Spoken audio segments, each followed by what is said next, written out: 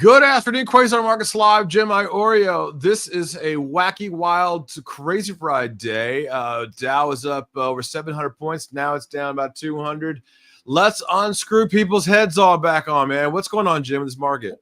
Well, unfortunately, I think I'm going to add to people's heads popping off here because I wrote in the Unfiltered newsletter, Unfiltered Investor newsletter last Sunday, is that when Bitcoin 2 weeks ago, when Bitcoin fell off a cliff and the Nasdaq followed it lower, and it was definitely conclusive that Bitcoin led the move, which is highly unusual. Usually, the Nasdaq leads the move and Bitcoin follows. Nasdaq's 32 trillion. The crypto market in total went from 4.2 trillion. Now it's about 3 trillion, but whatever.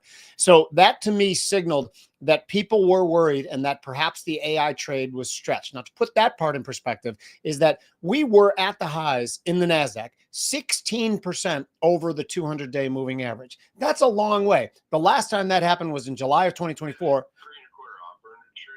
That last time that happened was in July of 2024, and all of a sudden then we had a big move back down to, you guessed it, the 200-day moving average. So now we're in a situation that we're stretched, and I was waiting for yesterday, the NVIDIA earnings, to see what the appetite really was. Now, I wrote in the newsletter that if they post good earnings and then ultimately get smacked, to me, it'll be another indication that whatever level of bubble, and I don't think this is an enormous bubble, but whatever level of bubble, and I think it's small, is beginning to deflate. I'm not really worried, but 16% seems reasonable to me.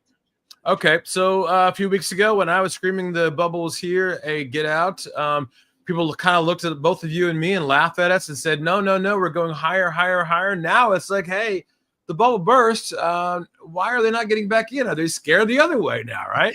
So I did actually, because as I've told and I've said in the Unfiltered Investor newsletter, I had hedges on at about 3 times the normal rate I do for my thing. So I took about a fifth of those off just now. Now, I don't think these are the lows yet. The only thing I'll point to is that in the S&P, that we just hit the 21-week moving average. So, in an Unfiltered Investor, we love the 21 and the 8-week day, whatever moving average. Those are our favorite. Can you explain why?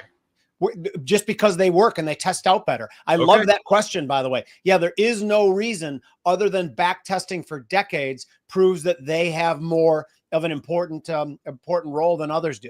So we just hit the 21-week moving average in the S&P. So I bought some back, some of my hedges back, or actually I sold out of some of the puts, but you know what I mean. Yeah. And so I just bought Tesla stock here. Am I wrong here? No, I don't. I don't think you're ultimately going to be wrong. I think the bargains are beginning. Like I said, I'm concerned if we break through that 21-week moving average, the 200-week is quite a bit lower, but the 200-day moving average, 16% lower. I'd be happy with about a 10 to 12% correction in the NASDAQ. That's what I think we're due for. And again, when I even was over the last couple of weeks saying bubble, bubble, bubble, I think I was pretty clear in saying that it's definitely it's not some massive bubble that a pinprick is going to bring us down 40%. I don't believe that. I don't believe there's the leveraged positions that there have been in the past.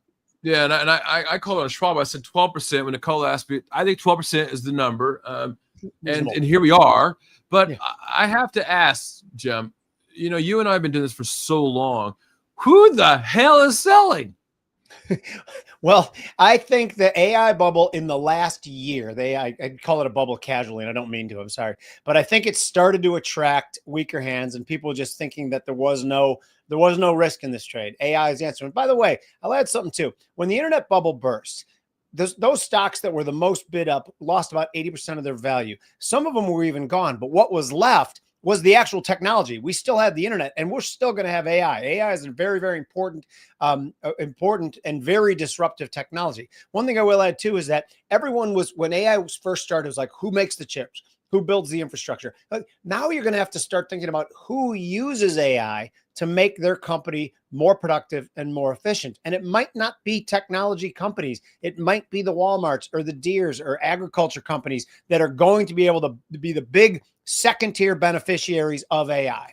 I agree. I've said this all the time. It's the AI companies, the pickaxe, the shovels, and the ones with the data, the Amazons, the Walmarts, the Salesforce, they already have our data, right? Meta is a good example of that. They already know all about us. So it's just a matter of them applying that AI to them and taking advantage of us. Yep. All right, Jim. Well, I have to ask, are you a buyer here or are you just going to wait it out? You got more hedges on? What's going on here? So, like I said, I took off about 20% of my hedges. So I am Okay. morphing into a buyer. I'm not a both hands buyer. I'm Okay. like I'll take one, I'll take I'll take two. two. Yes, exactly. But I'm short 50. So I'll take them back a little at a time. On any big sort of panic down moves, I'll buy a little back.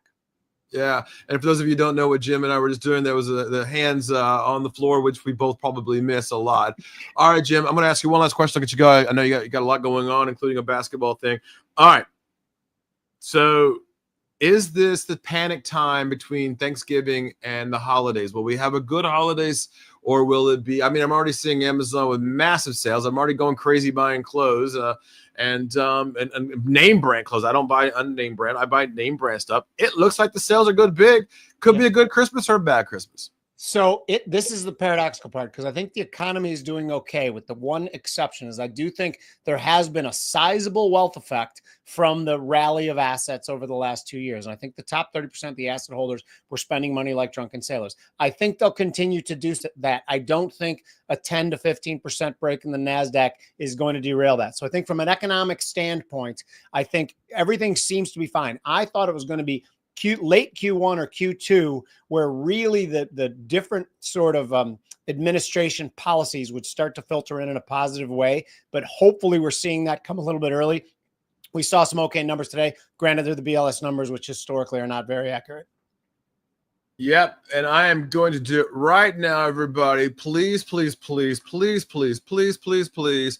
Click on the button I just put up there for Jim. You can click on it right now. Get that unfiltered investor beehive. Because listen, I've known Jim a long time, Mr. Chicago himself, and when you've been in the game this long, you know the game. And when we're confused, everybody's confused, but we're not confused. We know what to do. We know how to put those hedges on. Read the unfiltered investor. Get it right now. Click on the button, log in, and we'll see you later. We'll see you next week, Jim. Yep, definitely. Thank you very much, Stephen. Later. Yeah. See you, brother.